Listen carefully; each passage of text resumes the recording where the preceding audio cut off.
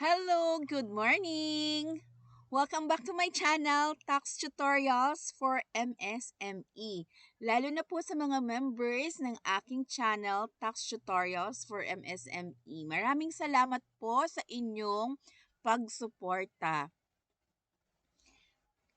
Ang ituturo ko sa inyo ngayon ay quarterly percentage tax for the third quarter 2024. Ang mga covered na month ay July, August, and September. Ito na yung aking sample computation ng quarterly percentage tax. Itong amounts na to ay galing sa Cash Receipts Journal. Dito siya sa Cash Receipts Journal. So, kinuha ko lang yung total for July, August, and September. So, may summary na siya. Total 143,010 pesos for the third quarter. Ang tax rate nating mga exempted sa value-added tax ay 3%. So, ang tax due dapat ay 4,290 and 30 centavos. Pero, teka, hindi muna natin babayaran yung buong amount na yan dahil meron akong tax credits. Meron akong transaction sa government, kaya binigyan ako ng BIR Form 2307, proof na nagbawas ng business tax. Ito po yung sample, BIR Form 2307, Certificate of Creditable Tax Withheld. Dito sa form na to, may dalawang portion. Dito sa part 3, yung first part, income payments subject to expanded withholding tax. Etong part na to na tax credits, pag nabawasan ka nito ay pwedeng ibawas sa income tax. Dahil na ang taxpayer ay registered sa barangay, micro, and business enterprise, hindi siya binawasan ng income tax. Dito sa second portion, money payments subject to withholding tax of business tax, government and private. So itong alphanumeric tax code na W080, withholding tax for persons exempt from VAT. So 3% ito, 3% ng gross sales na 39,060 pesos is 1,171.80. So ito ay ginagawa ng summary list of withholding taxes sa BIR Data Entry and Validation Module at sinasubmit sa e-submission at bir.gov.ph. Then, pwede nang i-file kapag naka-receive na ng validation sa BIR.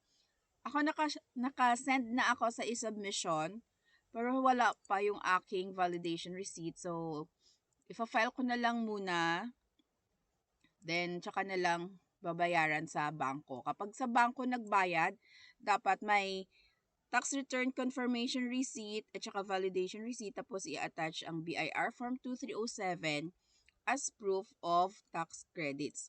So, ang aking tax payable for this quarter is 3,118.50 centavos na lang. Pwede siyang bayaran hanggang October 25, 2024. Pag lumampas pa sa due date na October 25, meron na pong penalty. Merong interest, surcharge, and compromise penalty na dapat ipa-compute at ipa-approve sa BIR officer bago magbayad sa bangko. Sa ngayon, pwedeng magbayad ng online kung wala namang computation of penalties.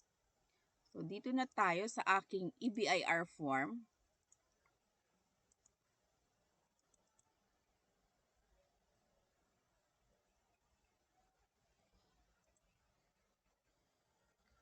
Kung may dati ka ng form, i-encode na lang ang tax identification number.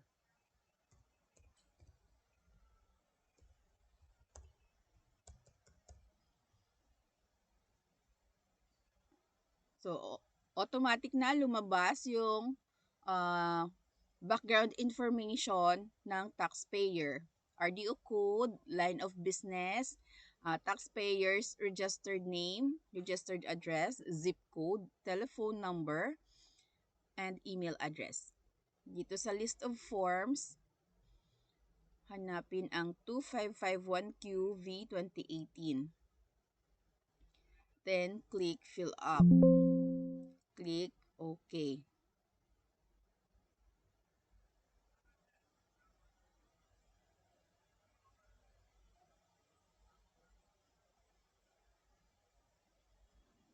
Then, click calendar. Third quarter. Amended return, no.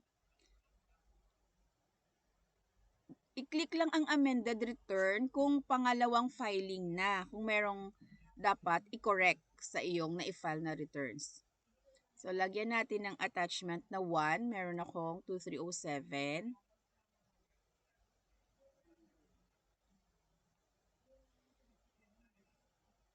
Okay. Click next.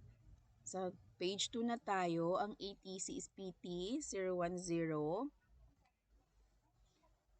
Ang gross sales,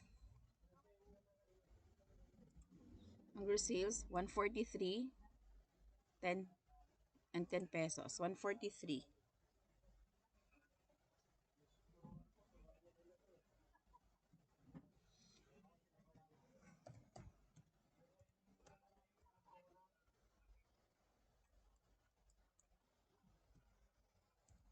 143,010 pesos. Tax due, 4,290 and 30 centavos. Balik sa page 1. Dito i-encode ang BIR form 2307.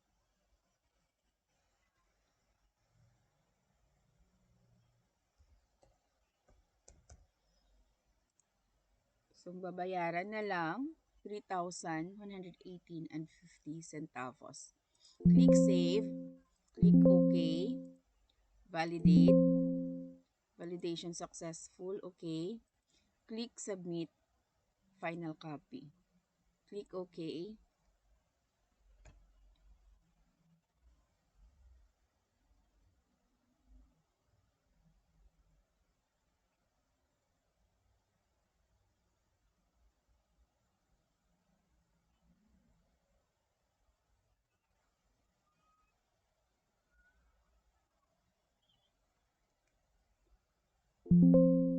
Submit successful. Notice will be sent to your email address. Okay, hintayin na lang po ang tax return confirmation receipt. Sa mga nakaraan kong video, nakapagpakita na ako ng sample ng tax return confirmation receipt. Nakapaggawa na rin ako ng tutorial video kung paano mag-print ng tax returns. So, pwede nyo na lang pong i-watch ang other videos ko. Okay, sana po may ibahagi ako sa inyo ngayon at natuto kayo sa aking mga tutorial videos. Makisuyo lang po paki-share ng aking videos para marami po tayong matutulungan ng mga taxpayers. Sa mga gusto pong mag-book ng aking one-on-one tutorial, pwede po kayong mag-message sa aking FB page, Tax Tutorials for MSME, para bigyan ko po kayo ng link ng aking booking appointment app. Thank you so much, guys. Bye!